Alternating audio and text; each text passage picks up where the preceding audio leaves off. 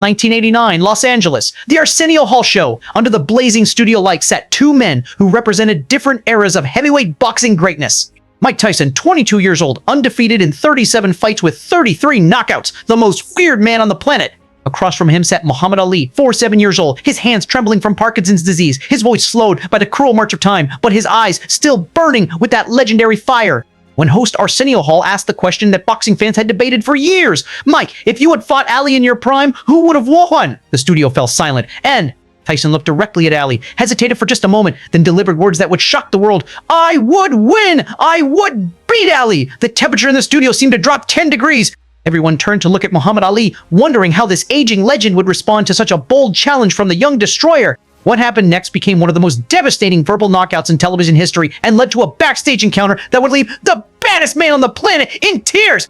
If stories about respect, wisdom, and the power of words over violence move you, subscribe for more incredible moments that prove the greatest victories often happen outside the ring. To understand why Mike Tyson's challenge on that Los Angeles stage was so shocking, you have to understand who he was in 1989.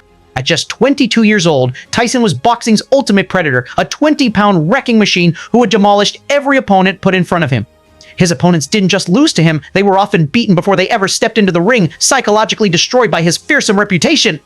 Michael Spinks, a former light heavyweight champion, had cried in his dressing room before facing Tyson, so terrified that he could barely function. 91 seconds later, Spinks was unconscious on the canvas.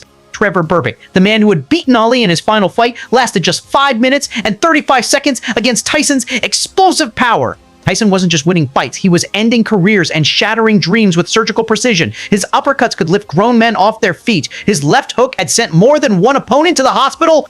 When Mike Tyson entered a ring, it wasn't a fight, it was an execution. But despite all his success, all his championship belts, and all his fame, there was an emptiness inside Mike Tyson that no matter how many men he knocked unconscious, no matter how many records he broke, there was one title that remained forever out of his reach, the greatest. That title belonged to Muhammad Ali, and everyone knew it. Tyson's relationship with Ali was complicated, built on equal parts admiration and resentment.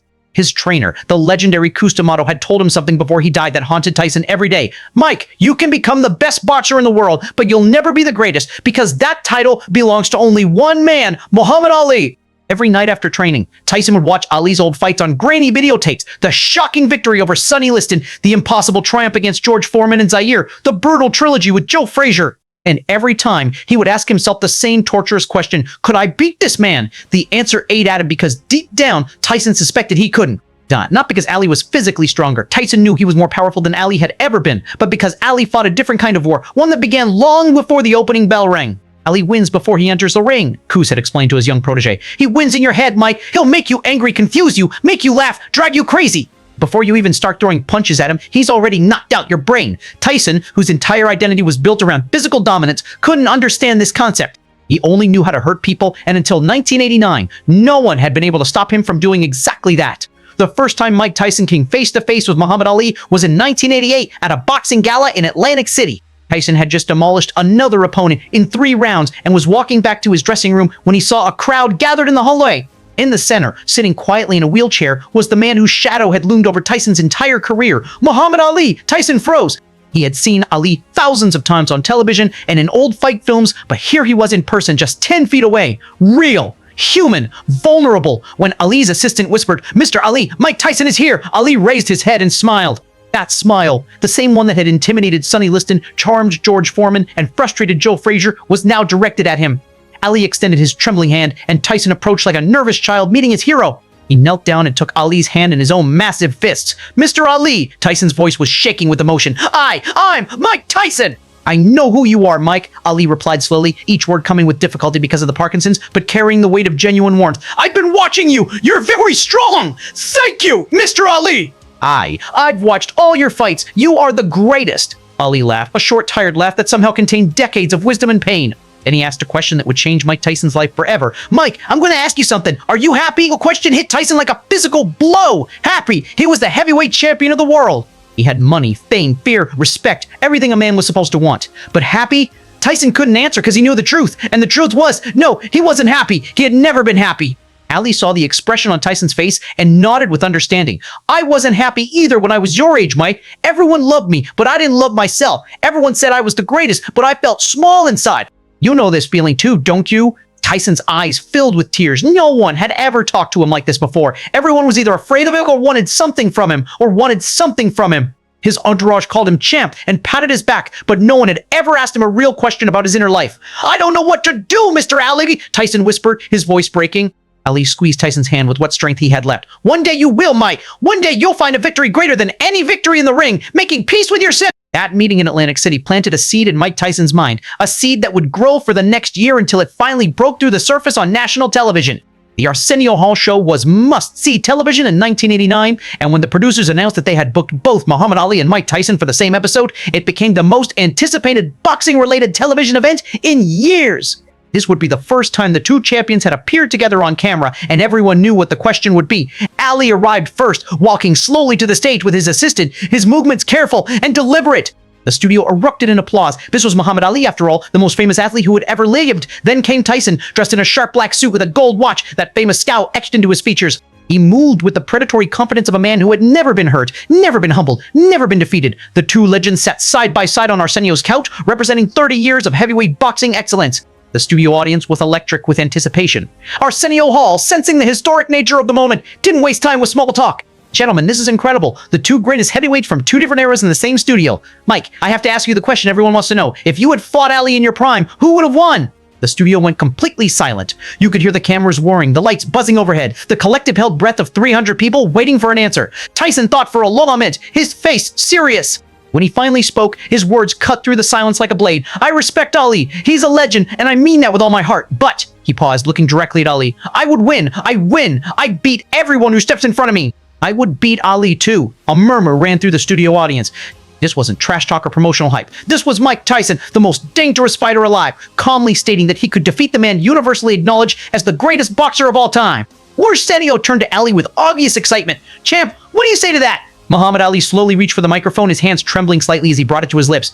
When he spoke, his voice was deliberate and measured, but it carried the authority of a man who had faced down every challenge the world could throw at him.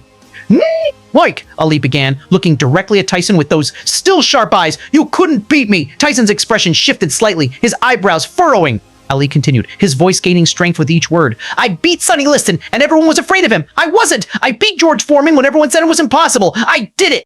I fought Joe Frazier 3 times, and in Manila, we both died and came back to life. The studio was hanging on every word. You're strong, Mike, very strong, but strength isn't enough. I would dance with you. I would tire you out. I would make you angry. And after round 10, while you're wondering why this old man won't fall down, I would knock you out." The audience applauded, but Ali held up his hand. "He wasn't finished. But Mike, let's say you beat me. Let's say you knocked me out cold right here in this studio." Tyson waited, unsure where this was going. Ali smiled. That famous, devastating smile that had charmed and terrorized opponents for decades. What would the newspapers write the next day? Mike Tyson beat up an old man with Parkinson's disease. The studio erupted. The audience was laughing, applauding, cheering. Arsenio was grinning from ear to ear. Even Tyson managed to smile. But there was something else in his eyes, something that looked like pain. Because in that moment, Mike Tyson understood a devastating truth. He could never really compete with Muhammad Ali. Not in the ring, and certainly not in the court of public opinion. Ali wasn't just a fighter, he was a symbol, a movement, an idea that transcended sports. And Tyson was just a man who could hit very hard.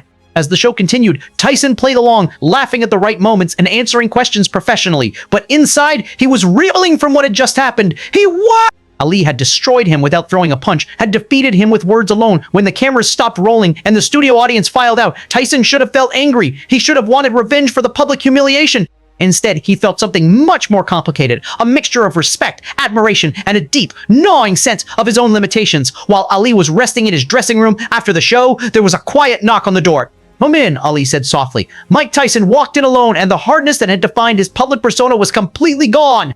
Now he just looked like what he really was, a young man lost and searching for something he couldn't quite name. "Mr. Ali, I didn't want to disturb you," but Tyson's voice trailed off. Ali gestured to a chair. "Sit down, Mike." Tyson sat across from Ali in the quiet dressing room, away from the cameras, the audience, the bright lights. For a long moment, neither man spoke. Finally, Tyson found his voice. "Mr. Bull!" "Ali, I want to apologize for what I said out there on the show." "Which part?" Ali asked gently. "When I said I would beat you, that was disrespectful." Ali shook his head slowly. "No, Mike, that wasn't disrespect. That was honesty. You truly believe you could beat me, and maybe you could. We'll never know for sure. But you destroyed me out there in front of everyone," Tyson said, his voice barely above a whisper. Ali chuckled softly. "I didn't destroy you, Mike. I just showed you that even without being in the ring, I can still fight. Sometimes the most important battles are fought with words, not fists."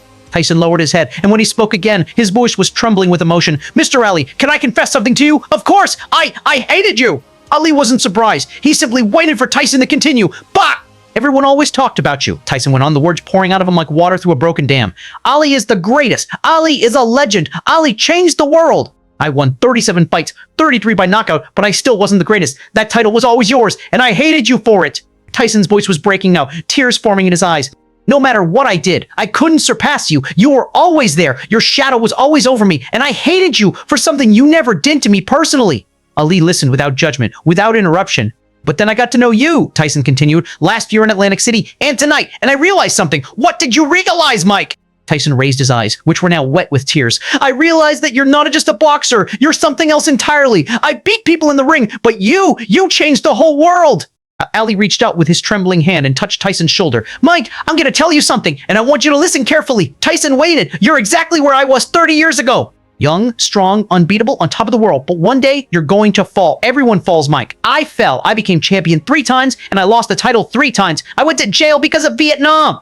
I lost my money, my health, and sometimes my hope. Ali's hands were shaking, but his voice remained strong. What matters isn't the falling, Mike. What matters is who you are after you fall. What do you mean? Right now, everyone loves you because you're winning. But one day, and that day will come, you'll lose. And when that happens, everyone around you will disappear. The money will go, the fame will fade, and you'll be alone with yourself. That day, you'll ask yourself a question, who am I? Outside of the championship belts, outside of the knockouts, outside of all the fear and respect, who am I really? Tyson couldn't answer because he had never thought about it. If you can't find the answer to that question, Ali continued, you'll be lost. I've seen it happen to too many fighters. Joe Louis, Sonny Liston, they were all champions. They all fell, and none of them ever found themselves afterward. Ali paused, taking a labored breath. But if you can find the answer to that question, then even losing can't destroy you because you'll know that you're bigger than any ring, any belt, any victory or defeat. Tears were now flowing freely down Tyson's face. Mr. Ali, how? How will I find it? Ali smiled with genuine warmth. By starting to look, Mike, right now, tonight, that question entered your mind. That's the beginning. Those words would prove to be prophetic. Just 13 months later, in Tokyo, Japan, Mike Tyson faced Buster Douglas as a 42-1 favorite. Nobody gave Douglas a chance. Tyson was still considered invincible, still the baddest man on the planet. But in the 10th round, Douglas landed a devastating right hand to Tyson's chin, and for the first time in his professional career, Mike Tyson hit the canvas. The referee began counting. 1, 2, 3. Tyson tried to get up, stumbled, looked lost and confused. 8, 9, 10. It was over. The invincible Mike Tyson had been defeated, and just as Ali had predicted, everyone around him began to disappear. Don King, his promoter, found creative ways to steal his money. His friends revealed themselves to be opportunists interested only in his wealth. His wife filed for divorce. In 1992, he was sentenced to 6 years in prison on rape charges, serving 3 before being released in 1995. When Tyson returned to boxing, he was still powerful, but no longer invincible. He lost to Evander Holyfield, then bit Holyfield's ear in their rematch, earning him a disqualification and worldwide condemnation. Boxing World, which had once feared him, now saw him as a caricature, a fallen champion who had lost. But throughout all of this, the losses, the prison sentence, the public humiliation, the financial ruin, Mike Tyson never forgot what Muhammad Ali had told him in that dressing room. What matters is who you are after you fall. The transformation didn't happen overnight. It took years of introspection, therapy, and honest self-examination. But slowly, gradually, Mike Tyson began to find himself not the champion, not the destroyer, but the human being underneath all the violence and fame. In 2009, at a charity gala for Muhammad Ali's foundation in Phoenix, Arizona, a changed Mike Tyson took the stage. Ali, now 67 and severely affected by Parkinson's disease, sat in the audience as the guest of honor. 20 years ago, Tyson told the crowd, his voice steady and sincere, this man asked me a question that I couldn't answer. He asked, are you happy? I couldn't answer because I wasn't happy. I was successful. I was famous. I was feared, but I wasn't happy. He looked directly at Ali, who was watching with those still intelligent eyes. Then he told me something I'll never forget. One day you'll fall, and what matters is who you are after you fall. Well, I fell. I fell hard. I went to prison. I went bankrupt. My family fell apart, and everyone who claimed to love me disappeared. Tyson's voice grew stronger. But I never forgot what Mr. Ali said. He told me to ask myself, who am I? And for years, I asked that question until I finally found an answer. He paused, wiping away tears. I'm not just a man who can hit hard. I'm a human being who has suffered, who has made mistakes, who has hurt people and been hurt in return. And people who have truly suffered can understand the pain of others. Tyson walked over to Ali's chair and knelt down beside him, just as he had done 21 years earlier in Atlantic City. Mr. Ali, you planted a seed in me all those years ago. It took a long time to grow, but it finally did. Thank you for saving my life. Muhammad Ali, despite his physical limitations, managed to raise his trembling hand and place it on Tyson's head in a gesture of blessing and forgiveness. The entire room rose to their feet in sustained applause, but the only sound Mike Tyson heard was the beating of his own heart, a heart that, for the first time in his adult life, was truly at peace. When Muhammad Ali died in 2016, Mike Tyson was among the thousands who attended his funeral. Afterward, when everyone had left and the crowds had dispersed, Tyson stood alone at the casket for several minutes in quiet contemplation. Finally, he leaned close and whispered, "Mr. Ali, 30 years ago you asked me if I was happy and I couldn't answer. Now I'm answering, yes, I'm finally happy because you showed me the way. Goodbye, champ, the real champ." This story was never really about who would have won a hypothetical fight between Mike Tyson and Muhammad Ali. The real battle was never meant to be fought in any ring. It was the battle for Mike Tyson's soul, a battle that Muhammad Ali won not with his fists, but with his wisdom, his compassion, and his understanding that the greatest victories are those that transform lives rather than simply end them. Because that's what made Muhammad Ali truly great. Not his speed, not his power, not even his courage in the ring, but his ability to reach into another human being's heart and plant the seeds of their own redemption. And sometimes that's all it takes. One question asked with genuine concern that changes everything. Are you happy?